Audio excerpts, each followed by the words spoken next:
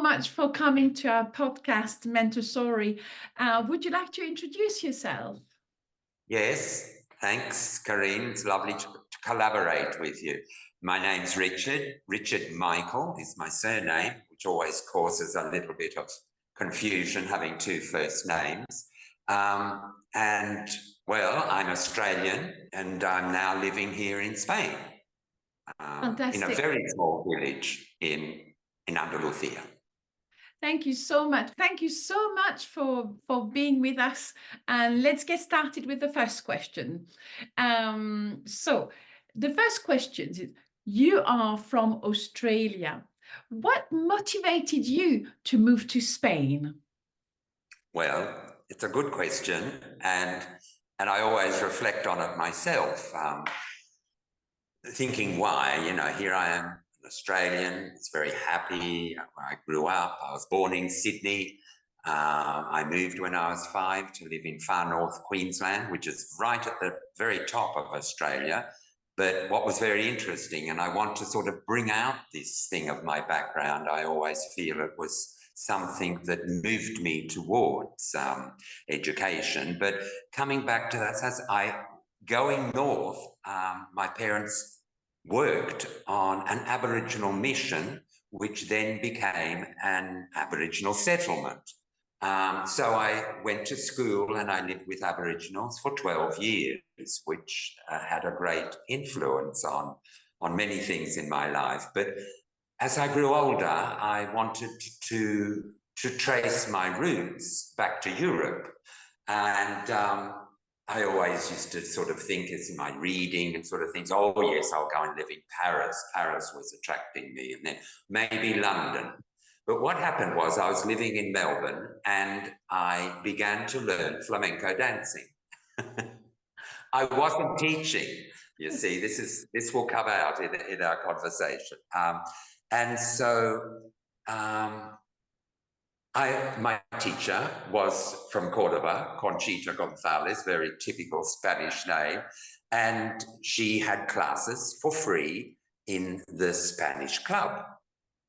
And she had a restaurant which had what we call a tablao, the flamenco, and so she had dancing on Friday and Saturday nights there to entertain her diners. And in appreciation for her generosity in teaching flamenco to me and no charge, I then went and helped her in the kitchen. And so I then got to know her staff. Now, Conchita, as I said, was from Cordoba in Andalusia. Her chef was from Madrid in the center of Spain, and her waitress was from Galicia. So you had the three. So you had the top, the middle, and the bottom, and they were all such wonderful people. And I sort of said, I know, I'm not going to go to London. I'm not going to go to Paris. I'm going to go to Madrid. I love these Spanish people.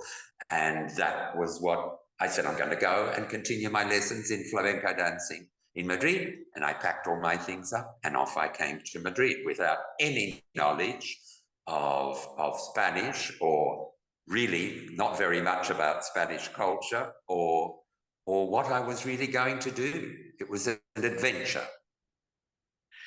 If I may ask, how old were you at the time? That's really an incredible pull towards Spain. I was about, I imagine, because I've been here for about 35 years now or more.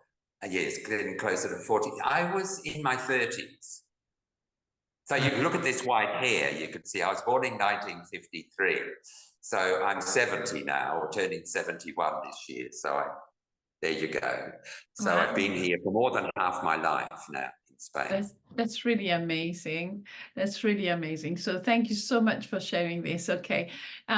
So I'd like to know a little bit more about your journey as an educator. So I'm going to ask you the following question, which is what initially drew you to Montessori education? Well, that's very interesting because it's an ongoing journey. And an ongoing, how should I say, a relationship really with Maria Montessori and Maria Montessori's philosophy. I wasn't drawn to it at all in a way. It found me. Mm. Okay. As I said, I came like, on this adventure to Spain with not that much money behind me, and it all started to sort of dwindle away. And I sort of thought, oh, I need to find work, don't I? And so I started giving English lessons that a lot of people did in those days. You know, you say, what do I do? And a lot of people came to Spain, and you taught English, and I was very successful at it. I had adult students, I had young children, and many families, and then once I got a job in a summer school teaching children for July and August. And so I did that and was very happy with that. I earned a lot of money. I went on holidays in September and then back to my teaching again. And I again did that same thing the next year. I went back to that school. Well, with all of this experience, and I'm going to use that word a lot, how experience is so important in our journey as educators. Um, the coordinator of the course, I was working with young children and have continued with young children ever since that time, really, said, I love the way you work with children. If ever you need extra students, because she understood what I was doing, please come and see me. Because sometimes children need support classes. And I said, good. Well, I was happy going along with my private classes. And one day I said, oh, I'll go and see this directress, and because I could do with a couple of new classes. So off I went, and I said, oh, hi, Janet, here I am. I was just wondering if you could remember our conversation, and could you give me a couple of students? She said, actually, she said, could you start work tomorrow? So I was thrown into, it was called the English Montessori School, and I then began working there. Well, as I said, I knew nothing about Montessori, and there wasn't really very much Montessori going on in this school. And I mean, you and other Montessorians will agree with me that Montessori didn't leave a patent. You know, if you want to set up a Montessori school, you can. You know, no one can say you can't, or it's official that my Montessori school is more authentic than yours, etc. So you find in all of my experience, working in different Montessori schools is very enlightening, you know, and you find many wonderful people who are dedicated to her philosophy and others who are maybe not so dedicated. But so there you go. I then became drawn to it because, and in a very, how should I say, organic sort of way. It was wonderful because I was offered, the owner of the school was very dedicated to Montessori. She wasn't a teacher herself. It's a lovely story, if you let me tell you. She had a very good friend who was her desire, they're both Spanish women, who wanted to set up a Montessori school. Anyway, she became ill, and in her last days, she said to the owner of the school, could you please take on my mission of setting up a school for young children? And she kept her promise to her good friend and then set up a school and did very well. She was very dedicated to it. But this school where I then was working, she noticed that it needed to be revamped, or the spirit of Montessori had been lost.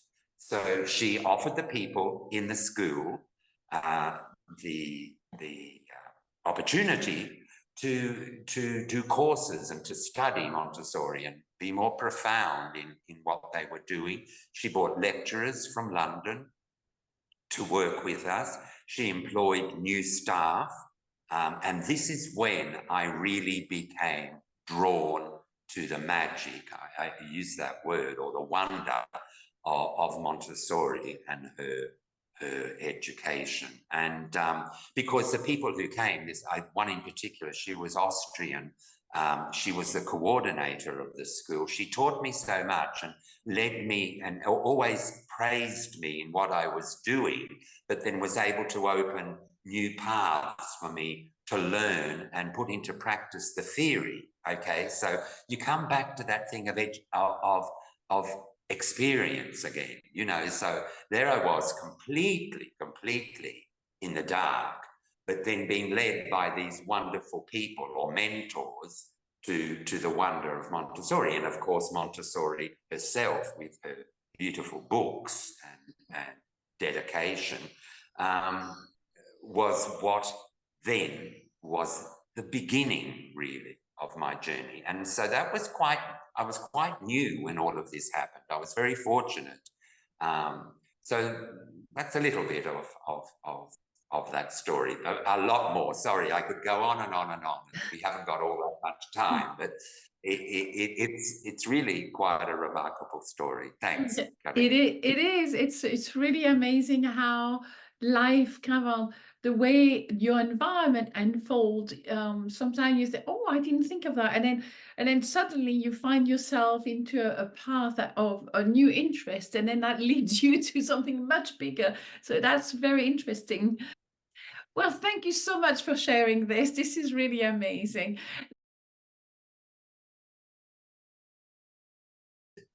Thanks so much, Karin. And